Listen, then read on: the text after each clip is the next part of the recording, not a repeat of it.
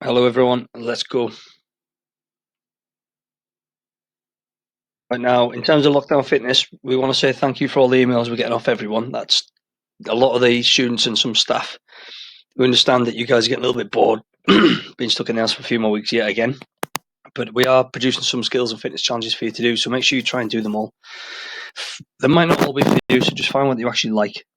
So you might enjoy football ones, you might enjoy fitness ones, you might enjoy rugby ones, whatever they are. Just try and find some that you actually like. All right. If you do find some kind of challenges, challenge everybody. Challenge your parents to do something.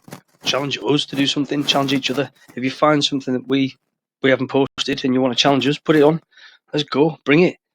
So your first challenge, what we said the other day, is our what lockdown 30. So I'll talk to you about that.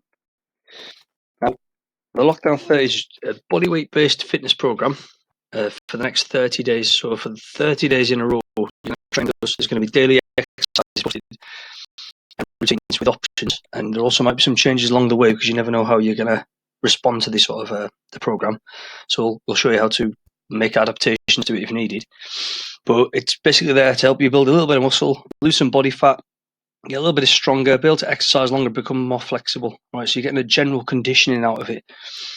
Now, if you've never trained, this is the perfect time to start. You have 23 hours inside your house. All right, maybe 8 hours of that sleeping, bit of schoolwork, but you've definitely got time to train. You also get an hour outside to train, allocated exercise time, so use it really wisely while you can.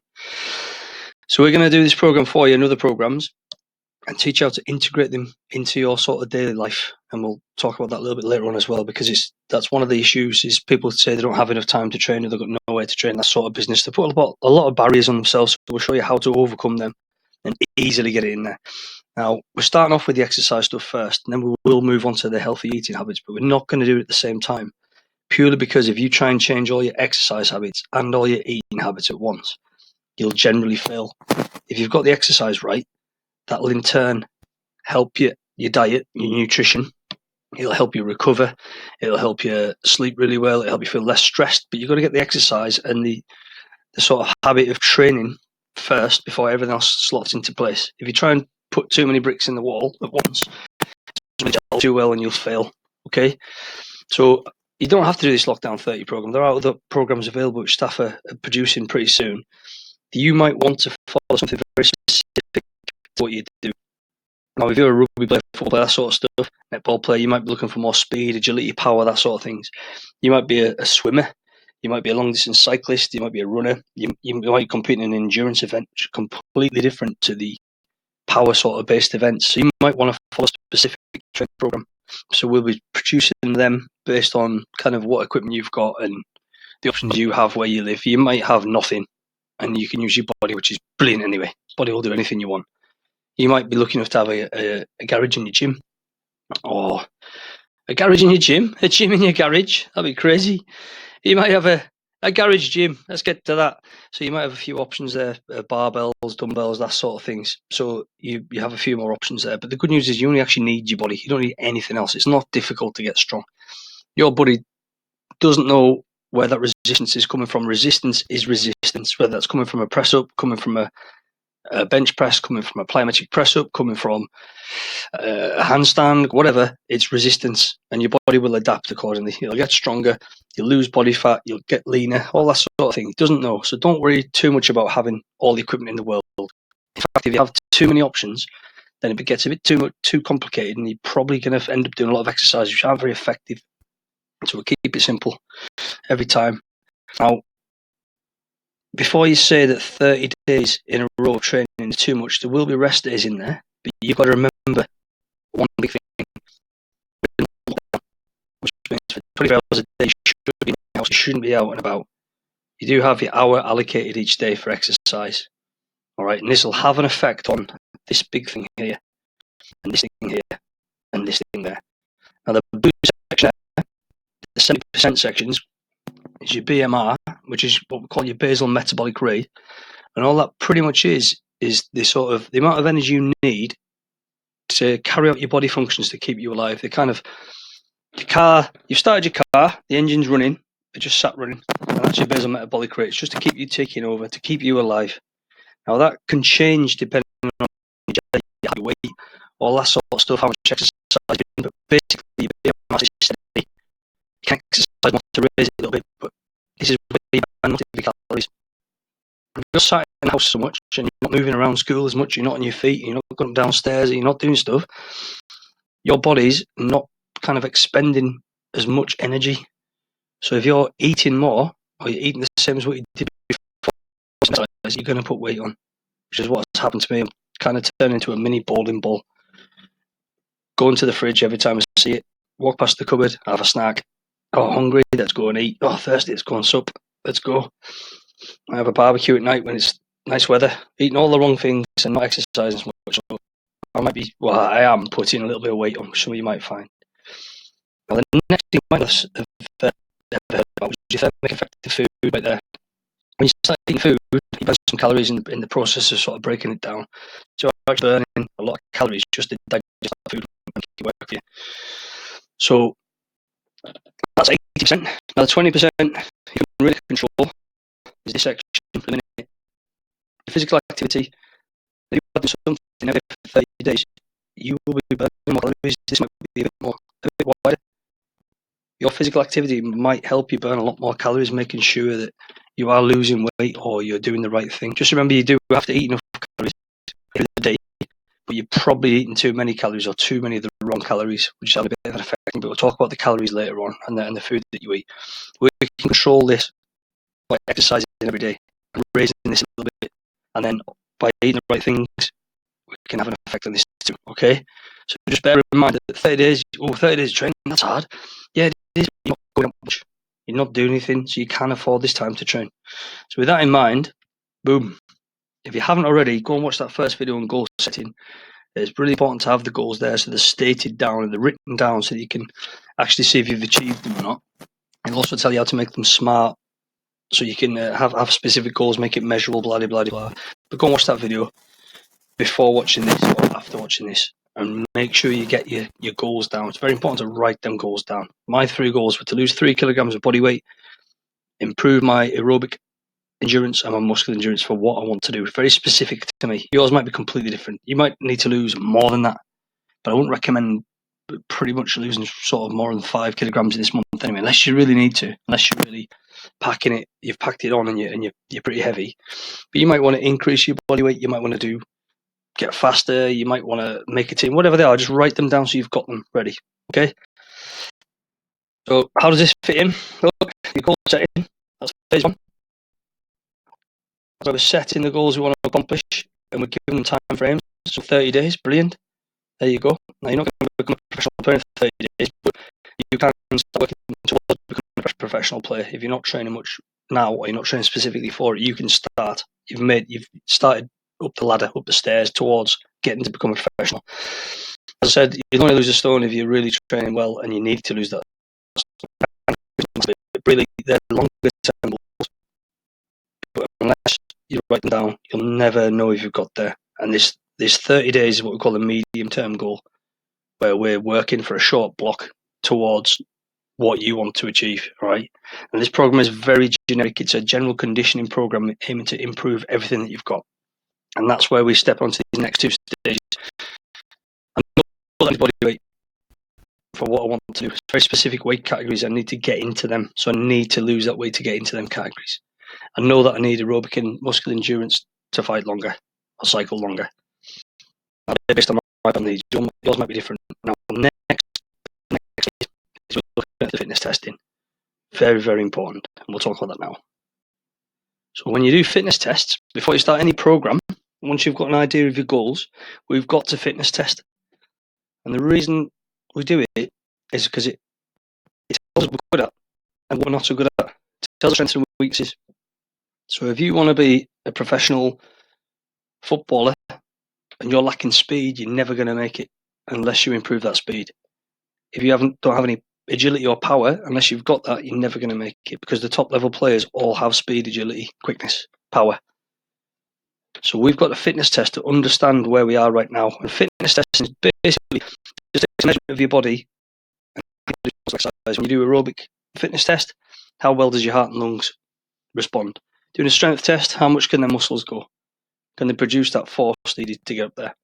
Now, these can either be health or sports related. Maybe if you're looking at health benefits, you're a beginner, you're not bothered about sports or competition or anything like that, but you just want to train for your health, which is what you should do, then you might be looking at your body fat percentage, how heavy you are, your waist to hip ratio, so they should be in line. Is your waist way bigger than your hips? You might be looking at your blood pressure. Is it too high? You might be looking at your lung volume. That's how much air you can sort of blast out of your lungs. You might want to kind of control your asthma a little bit. You might want to control your blood sugar for diabetes by exercise. So they're the health sort of health tests you need to do. If you look at sports-related fitness tests, they're basically the components of fitness for your sport. So if you're a long-distance swimmer, you're looking at muscle endurance, you're looking at cardiovascular endurance, you're looking at core strength, you're looking at flexibility around the shoulder joint. Very specific for what they need. If you're not testing, you don't know where you are. It's like trying to climb up a mountain without a map. You don't know where you're going. Okay, so this just gives you the map, the sort of the starting point, and when you know where the finish point is going to be, you know that you need to be able to lift 100 kilograms for 15 reps, which is the average for whatever team. If you're Super League, they can average their average 25 kilograms for 12 reps. You know you need to be to that standard to kind of make it to that level. So we know where we are. So before you do any of these fitness tests I'm suggesting, you don't have to do them all, but I would suggest that you do them. We're going to do a little bit of warm-up, right? Because if we go into the test cold, you might get injured, but you also want to perform as well as you can. So you need to be fairly warm to do it. Make sure you've got a drink ready because some of the tests are quite hard, and make sure you've got some way of writing down your results. It might be your iPad and your notes, it might be your diary, a bit of paper, whatever. Just somewhere so you can write them down. Don't try and remember what you got because you might forget.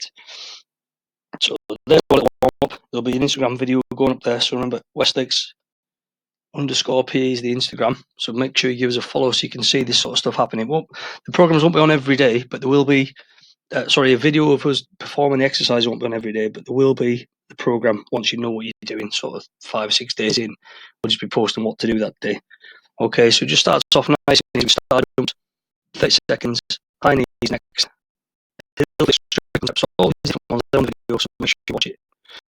If you don't feel like you want to do all of them 30 seconds each, just go back to start and go again. So you've got yourself a 10-minute warm up, so you're ready to do your fitness tests. Here's your fitness test. 2 ups.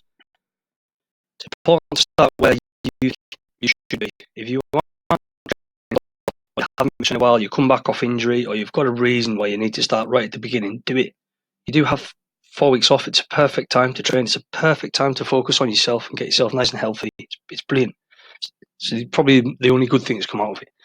So look, all you need to do is find a 1 mile sort of route that you take from your house. It doesn't have to be close to your house. If you're conscious about training in front of other people, you can walk away from your house and find a nice quiet area to do it, or you can find a time to do it where no one's watching you. If you are conscious of that, just find a 1 mile route. And one of the best ways to do it is download an app called Strava or Ride with GPS or Run with GPS. Any of them, they're free to use. Get it downloaded on your phone. Click on record, off you go, and find yourself a route. So you can look back once you upload it. You can look back and see where you've walked, and it'll show you how far you've walked, how fast you were going, and what have you. So then you'll be able to find a mile on there, and you'll be able to look at how long it took you to do that mile. And then when you repeat the fitness testing after 30 days, you can compare how well you've done, how much you've improved, right? Because I guarantee you'll improve if you follow it to a T. Then we've got your squats, press, and sit ups 1 minute each. Now, if you're going to do this all on the same night, do your walk jog first, come back, have a little bit of rest, then get yourself ready to do squats, have 2 minutes rest, then do 2 minutes rest, then your sit ups, and then take your measurements at the end. So you don't have to take these, it's up to you. If you specifically said you want to lose 3 inches off your waistline, then you've got to take that measurement so you know what it is already. If you want to look at your waist to hip ratio and see how healthy you are, you need to take a measurement of your hips as well. We'll do that video as well for you. I'm going to definitely measure my waist and my weight because they're specific to what I want. I wouldn't mind losing a bit off the kite. And then I obviously need to lose more than 3 kilograms at the minute because I said I am the fridge raider. And it's not really too healthy at the minute. So once you've done that, write down your scores somewhere, either on your iPad, in your diary, wherever you want, just write them down so they're written down. Right? If you're looking at the intermediate advanced ones or a sports one, and you're looking at the improved conditioning, just for fitness or for a sport, then we're looking at 1.5 mile run, and the difference is you've been training a little bit longer. You might be part of a rugby team or a football team, a running club, whatever. So you're used to exercise. You have to push yourself a little bit more. And the other reason we use a 1.5 mile run is using a lot of the military tests. So if you were looking to go into the Navy, RAF, Army, that sort of stuff, the Marines, the paras, then they pretty much use a 1.5 mile run as a good measurement of your aerobic fitness. So it doesn't mean you just start and then run 1.5 miles as fast as you can and stop. I would suggest running a minimum of sort of 5 to 10 minutes, probably 10 minutes, nice and slow and steady before you start your 1.5 mile run. But when you do your 1.5 mile run, give it what you've got. Absolutely empty the tank so you know where you're at. As I said before, Strava, run with GPS, anything like that. You might want to do something different. It doesn't be a run, it can be a cycle ride. So for me, I'm going to do a run and a bike ride because I've got a good 8 mile to 10 mile loop where I live right now. And I've got a 3 mile run on the beach, which I like to do. And I'm going to run them too and compare myself in 4 weeks. But you can change that. But just make sure you do a sort of cardio-based test. Now, next, we're going to pull-ups. Now, it's in red. And the reason it's in red is if you've got access to a pull-up bar, brilliant. Use that pull-up bar. So you go for half hour, run, come back. Recover. Pull-ups, maximum. If you've got a pull-up bar, don't use your door. I'll be ripping doors off hinges and I'm getting complaints on emails and that sort of thing. It's easily done before. I've done it when I was a kid. If you've got a pull-up bar, use the pull-up bar. If you don't, ignore it, sack it. The next one is your 1 minute burpees. And you can obviously choose whether you're just doing a normal straight burpee or you're going to include a press up and a jump. Choice you are.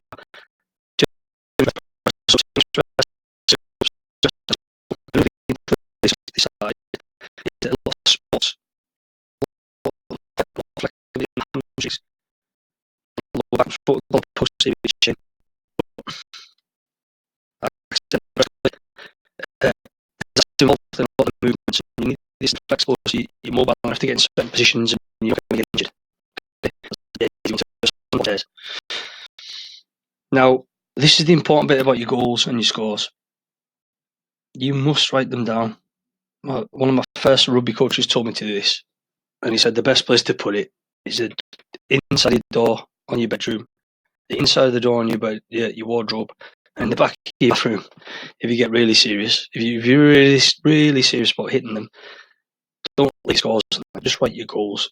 If you're not bothered about people sort of seeing them, right? I wrote them everywhere because I was absolutely desperate. It just reminds you every single time you open that door, it's there in your face. If you are a bit conscious about it and you don't really want to share them, just put them on your phone in notes or write them and put them in your side of your drawer, somewhere where only you can see it. But make sure you've wrote them down. You've got them down. It's stated, and then we know we've got 30 days to have a go at them. Okay. If you want to be professional, like a few of you guys already have, that's a long-term goal. That's what we're looking at in sort of a year, 2 years, 3 years, whatever. That's a fair enough sort of goal. Keep that there, but then we need to have sort of goals you want to achieve for the next 3 weeks, 4 weeks.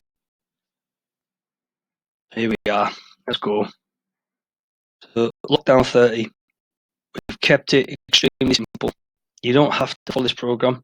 You don't like it, it's not a problem. We can easily we're going to sort out a garage gym workout where if you've got access to sort of gym equipment, in the garage or in the shed or in the garden, wherever, not a problem.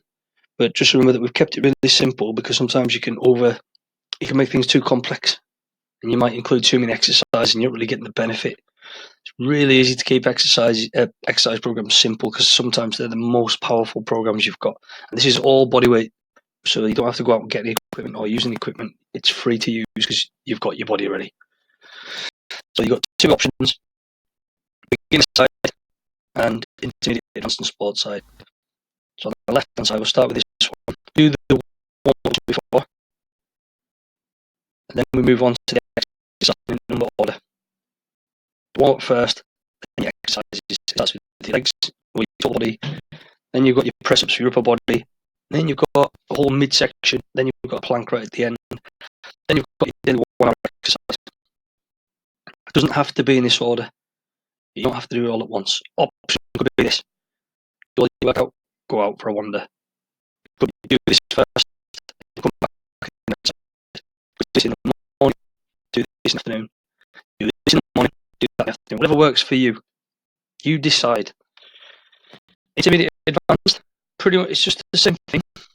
We've got a warm up, starts with burpees. Now here's your option. Some of my teammates like to do the burpees first because it is an excellent warm-up exercise as well. However, I'm going to do mine at the end because it's harder at the end when you're tired. It builds up a kind of mental strength. I always feel like it's a nice challenge at the end to finish with burpees. It's my favourite exercise, and when I'm tired, it makes it even harder. So we go burpees, squats, press-ups, plank, core. Now, on these, you do have access to a pull-up bar. Use it. We're going to include pull-ups, so you're pulling yourself up in the air with your body kind of facing forwards as if you're looking out your house door. Then we're going to do inverted rows where you're kind of looking at the ceiling, pulling yourself that way because it hits a different part of your back. It's kind of different muscles in your back, which is really important to have that pulling power. Then go for dips, which you can easily do in your kitchen off the work surface or between two chairs as long as they're strong enough. And some probably hamstrings, which you guys probably know from PE, where you work on your hamstrings. Very important to have that hamstring strength. Because it'll be a little bit harder and it might be a bit more specific. So for me, mine are going to be based around slow, steady bike rides with hills, little time trials, or the run will, for me, will be a start with the first weeks, and then it might include some sprints and some plyometrics and jumps and that sort of thing. So it's important for me. I'll just show you what works for me. I'll do this in the morning.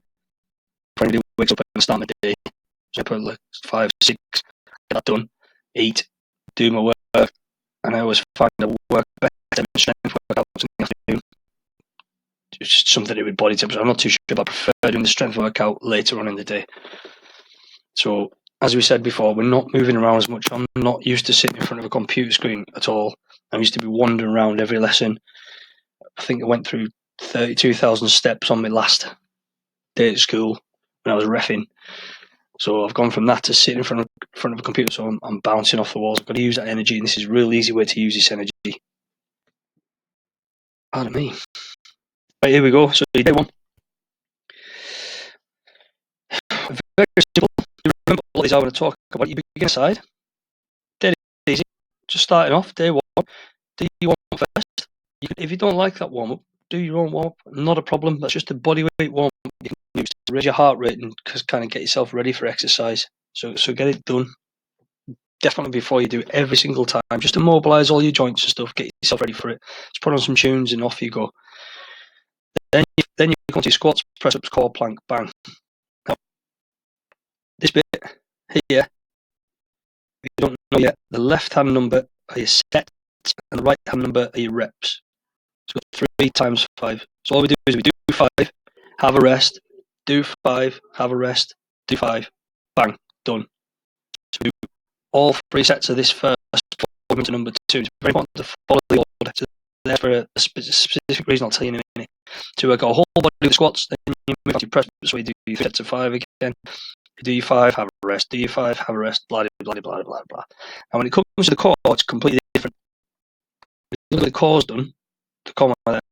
We do 5 sit-ups, have a rest. 5 sit-ups, have a rest. 5 sit-ups. Then after that rest, we do this without stopping. We do 5 of them, 5 of them, 10 of them.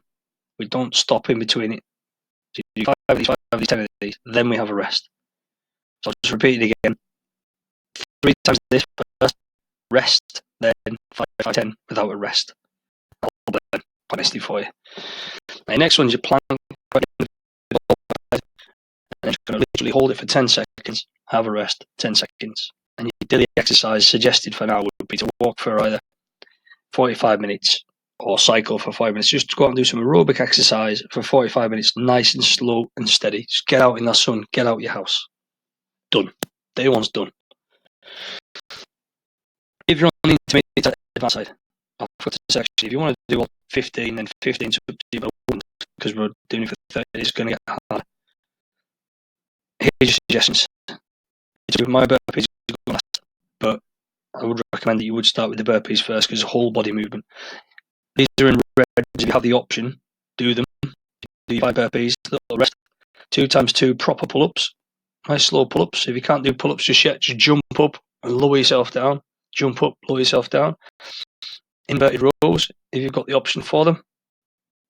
Dips. And you're resting for a kind of a seconds between these, and you're done. You want to do 3 sets of 10 bodyweight squats, 2 sets of 3 for your glute raises. I've watched the video for these. Then you press up, stay plank, and finishing with the quad again. But the difference between this one and this one is we're doing all of this without stopping. So you do 15 sit-ups straight with 500 straight, then you're sorted. This one, sit-ups first, then this one right through. Now, you daily hour exercise, you either walk, then jog for 15 minutes, jog 15 minutes, walk. Nice steady cycle for 30 minutes, or you go for a nice walk for 60 minutes is your choice. It's nice and steady. Now, one of the biggest mistakes I ever made when I first started training, or when what everybody does actually, most people do, when they start training too hard, they're working too intensely. And what that means is they're too sore to train. So they'll train, they'll wake up the next day, oh, I'm a bit too sore, my hamstrings are killing me, oh, my stomach muscles, oh, my back. The day after, they can barely move. They're walking downstairs really badly. Everyone in school has known about this. When we do a fitness test, do the fitness training, you see people hanging onto the handrails down the side of stairs, barely being able to make it down, trying to put your shirt on in the morning for school, and your pecs are killing you. You're training too hard too early, so just take it easy. That's one of the biggest things you should remember. So our intensity, we're looking like 4 or 5 out of 10 for intensity. That's how hard you're working. If you train too hard, you're too sore, you won't train as often. What we're doing is we're starting off nice and easy and training more often, which will give you more sort of total time training. Remember that. That's it. So get yourself after it right now. Get it done. If you have any questions, email any of them names on there, followed by at westlakesmat.org.uk. Follow us on Instagram for videos. If you do have some challenges for us or questions, or you want us to write a program specifically for you, email us and we'll do it. Good luck.